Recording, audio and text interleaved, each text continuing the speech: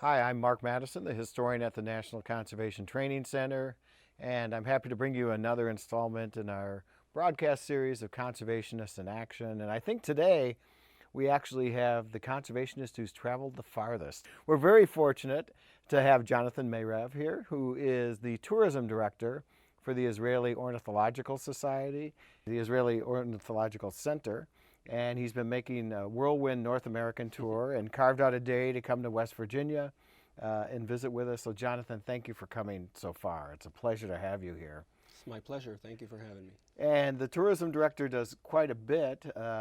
You're an experienced bird tour leader. You have set up some bird celebrations and festivals. You have a new project, or a newish project, Champions of the Flyway, we'll talk about in a minute. But first, a lot of our audience probably doesn't know what the birding is like in Israel. Can you give us an overview? Yeah, Israel is an incredible place for birding. We're a small country, more or less the size of New Jersey, top to bottom. But the bird diversity in Israel is really incredible. If you combine, it combines three main parameters. First, it's a huge migration corridor. Birds nesting in the whole Eurasian landmass in Europe and Asia migrate through Israel on their way down to Africa for the winter and then back up in the spring. So just the corridor is very large and diverse. On top of that, Israel is small but has many, many interesting habitats, with each habitat hosting its specific flora and fauna. And add to that the fact that we're a meeting of zootopical zones, meaning that basically Israel hosts the southernmost range for European species, the northernmost range for African species, and the westernmost range for Asian species. And if you put all that together, that gives us over 540 documented species. Wow. Compared to the whole North American bird list, which is around 1,000. So it's quite extraordinary. That's impressive. Yeah. So how did you become interested in ornithology? Well, I've been birding ever since I was a child. Israel is a wonderful place to grow up as a birder. I mean, as far as I remember, there was always flocks of birds, over our heads. Then I continued with the College for Environmental Studies in the Ben Gurion campus in the Negev Desert. That's where I fell in love with desert birding and the slightly more complicated families, wheat ears and larks, and then it evolved to migration studies, vagrancy patterns, and I'm fortunate to be working in this field with the Society for Protection of Nature, the Israel Ornithological Center. Do a lot of tourists come to Israel to bird? Yes, I mean, compared to the bulk of mainstream tourism, if you may, to Israel, which is natural history, religion, then the percentage of nature tourism is not large, but we do get thousands of bird watchers coming to Israel every year to explore and to experience. We're a small and very modern country, very good infrastructure, and you can get into birds just about anywhere. So yeah, we're happy. Tell us about some of the birding festivals you've set up. So the big thing in Israel is really the migration seasons, spring and fall. Our spring season starts earlier than here. By late March, we're peaking with our spring migration when things here just start to thaw off. Yeah.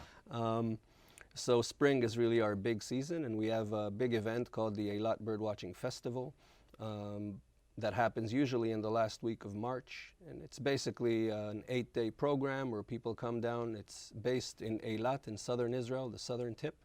But we roam all over the southern deserts. And then in the fall, we have another event in the northern part of the country in the Hula Valley, which is up in the Jordan Valley, also hosting 40,000 cranes, many birds of prey, just huge diversity of birds. So yeah, the bird festivals have become the IOC, the Israel Ornithological Center. We are an NGO, and a nonprofit. So all the money that we raise through our birding events is basically funneled directly into the conservation and outreach departments. So it's become a super important generator of funds for our conservation work. Do a lot of Israelis bird? More and more so. I mean, compared to the US, I mean, you guys sort of have the highest number of bird watchers anywhere.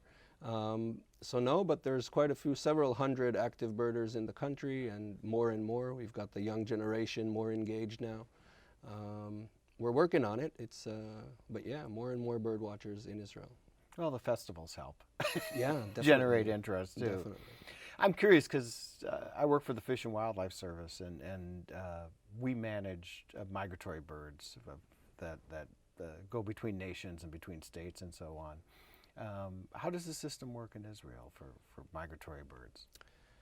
So Israel is a very, very conservation-oriented society for protection of nature, which we belong to.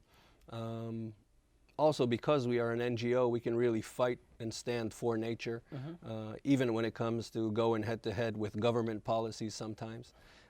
Israel is a very small country with a booming population, relatively limited land space. Yeah. So there are many, many challenges. Cities are growing, urbanization. So we sit on planning departments basically in the cities, trying to make sure that open space remains. Israel is a very, very important stopover site for all these millions and millions of birds migrating through. So we need to make sure they have the right habitats for quality stopover sites or gas stations as they go. Right.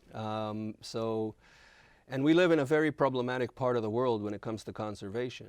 The countries around us, Lebanon, Egypt, there's millions of birds being slaughtered illegally every year. So it's not enough what we do in our little country. We have a responsibility to lead conservation programs for migratory birds all along the flyways. And this is where Champions of the Flyway comes in. So we really feel it's our responsibility we're fortunate to have a good conservation-oriented policy, and there's absolutely no hunting in Israel, legal or illegal. But we need to do more than that in order to ensure, safe passage of birds. You mentioned Champions of the Flyway. That's your most recent initiative, Yeah. and we have a little film segment. You want to just set that up, and then we'll show the audience? Yeah, sure. Champions of the Flyway is basically a bird race. For those that aren't familiar with the concept of a bird race, sometimes called a big day, it's basically a 24-hour competition, midnight to midnight, where bird watchers from all over the world gather in Israel, in Eilat, and try to document as many species as possible within a 24-hour period. Every year we choose a conservation cause together with BirdLife International, the main bird conservation organization. We choose a conservation cause, a country in which we raise money for. And every year the chosen project, all the money that is raised goes to that project. It doesn't stay in Israel. So this is our way of helping our neighbors and other countries in the region to do actual conservation work, focusing on illegal killing and poaching of birds, which is rampant in the Middle East and the Mediterranean basin. Okay. Well, that looks really fun. Well, it depends how you do. It's a very challenging bird race. The playing field that the teams compete in is very challenging because in the southern end it's very bird rich, and then in the northern end the more greenish strip is also bird rich, but in the middle is a big chunk of desert. It's been named the Dakar of bird races.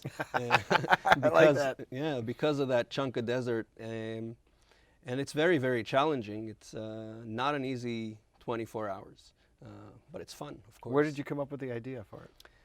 Well, we have been thinking of doing a bird race in Israel for quite a few years before, and one of our models was the World Series of Birding in Cape May, New Jersey, run by the New Jersey Audubon Society.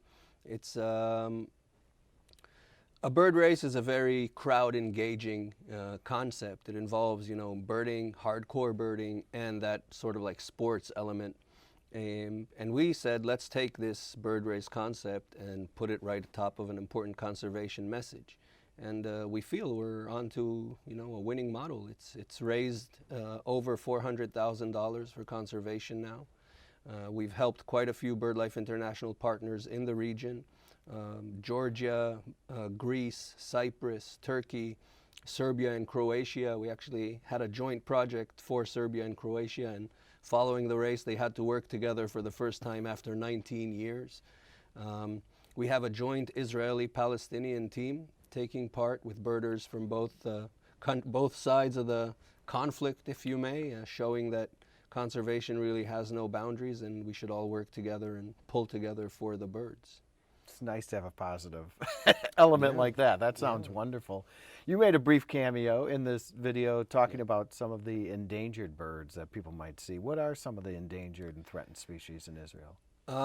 Again, it's not in Israel. Right. It's along the flyways.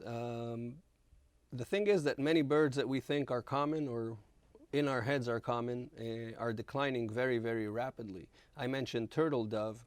The turtle dove is a bird that was mentioned in the Old Testament as the messenger of spring, and the cooing of the dove was heard through the land. The Hebrew name for turtle dove is the common dove.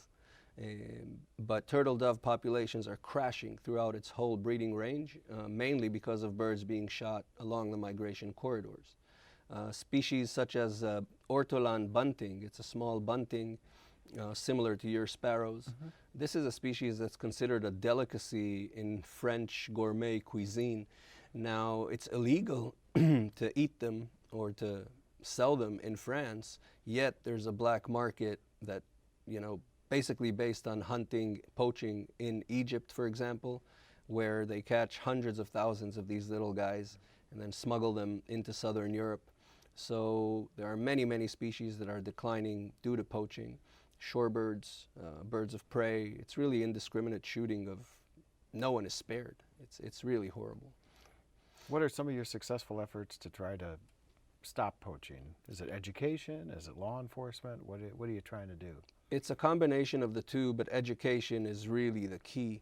There have been several attempts to go head-to-head with poaching in many places. Malta is a good example where Western birdwatchers have been trying to go head-to-head with hunters. It doesn't really work. We feel that education is really much more important. A good example is our first project in Georgia, in an area called the Batumi Bottleneck. This is an area where hundreds of thousands of birds are shot on migration, birds of prey migrating overhead, and then people just blast them out of the sky because they can. So following Champions of the Flyway and some other international appeals, now there's hunters there that are converting to tour leaders. They're actually, instead of hunting, they're leading birders and showing them the birds. These hunters are skilled, they have skilled fieldcraft. They're just like me. They're following the birds, just the final outcome is different. I shoot with a camera, they shoot with a gun.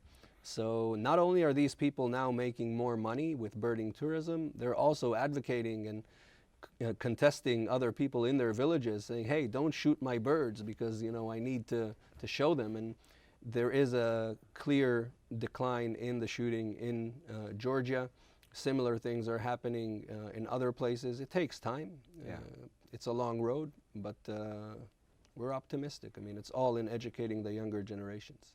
So is that the future for birding in the Mediterranean, ecotourism, do you think? Or I think so. I think not just the Mediterranean. I think that there are many places around the world that if NGOs and environmental organizations have a capacity to put together a nice birding tourism endeavor, that is means to make money for conservation.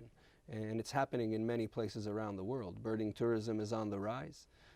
Only here in the U.S. there's an estimated 20 million people that travel around the world looking at birds, and similar numbers in other parts of the world. So yeah, ecotourism is very, very important, and if through birding tourism you can generate funds for conservation, then yeah, I think that's the way to go. You lead a lot of birding tours, so let me ask you some personal questions. Sure. The first obvious one is, how many birds have you seen? Well, approximately. My world list is about, scraping 4,000 species. Yeah, still a long way to go, though. I do a lot of leading in Israel. I have 3 young kids, so I travel less now. Yeah. But, and my wife's a real, she's worth mentioning, Ifat. She's a real lioness, taking care of things while I'm away. But yeah, I'm not going to be one of those, people chasing the world list to hit 10,000. Right. You need a lot of time and a lot of money, a couple of lifetimes to do that. But, you know, the list is growing as we go, so I enjoy birding per se, you know, learning about birds, watching bird behavior, migration spectacles. I'm not a serious lister, you know, that's going to run around and checking off species. Right. For the birding tours, if you have novice birders, which some of our audience may be, what are some of the first things you try to teach them to? Well, first, the beautiful thing about birding is that you can make it as serious or as easygoing as you want. I always say that you can be like a lunatic, like ourselves, that runs around the world or the country just birding intensively. But it could also be just, you know, walking your dog in the afternoon in your local park and noticing the common birds in your area. Birds are fascinating creatures, and man has been captivated by birds, you know, from the get-go. Yeah. Just open your eyes, open your ears, look and listen. It's a very soothing thing to get away from the madness of the real world. There's actually some very interesting research recently about birding is actually good for your mental well-being, and I totally relate to that. It's very peaceful looking at birds. It puts us in a very humble position.